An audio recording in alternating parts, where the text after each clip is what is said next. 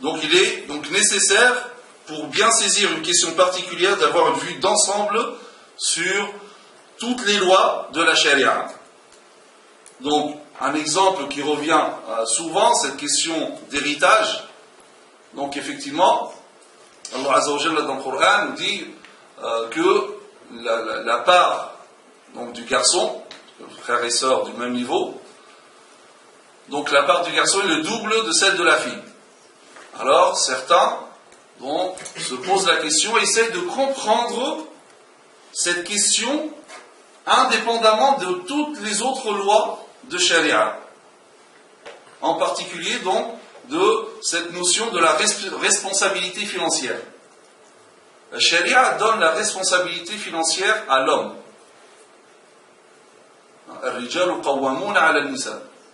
Donc cette responsabilité financière, donc cette qawama, elle est attribuée à l'homme.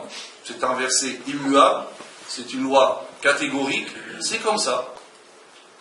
En charia, c'est comme ça, pour les prédispositions de chacun, Allah Azza wa Jalla, il a créé l'être humain, c'est lui qui connaît mieux l'homme et la femme, il a donné cette responsabilité qui n'est pas une responsabilité qui va rabaisser la femme ou quoi que ce soit. C'est comme dans chaque entreprise, il y a un responsable, et le responsable de cette petite société qui est la famille, donc c'est l'homme.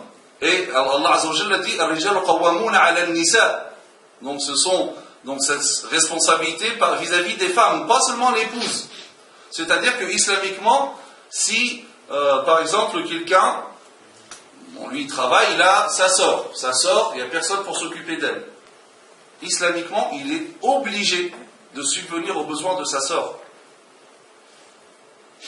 Donc, selon le degré de parenté, donc l'homme est dans l'obligation de subvenir aux besoins financiers donc, de la femme. Et c'est vrai aussi donc dans le couple entre frères et sœurs, etc. Donc c'est-à-dire que cette charge financière incombe donc à l'homme. Et c'est dans ce système, c'est dans cette vision globale que s'insère la question d'héritage. Donc étant donné que la responsabilité de l'homme est plus importante, donc par équité, et c'est ça l'équité, on ne parle pas uniquement de justice, ou bien pas de justice, on parle d'égalité. C'est quoi l'égalité dans ce cas-là? Il faut que l'égalité soit juste. Donc c'est équitable.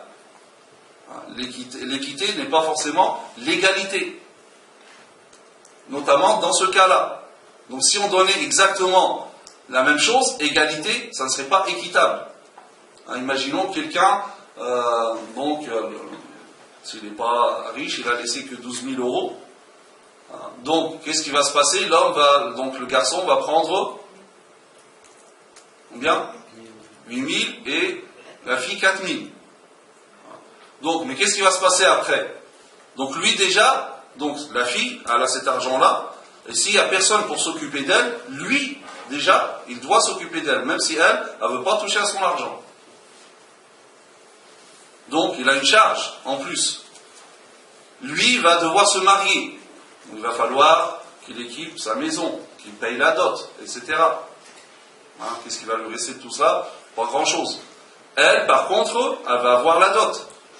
Et ce n'est pas à elle d'équiper la maison ou quoi que ce soit.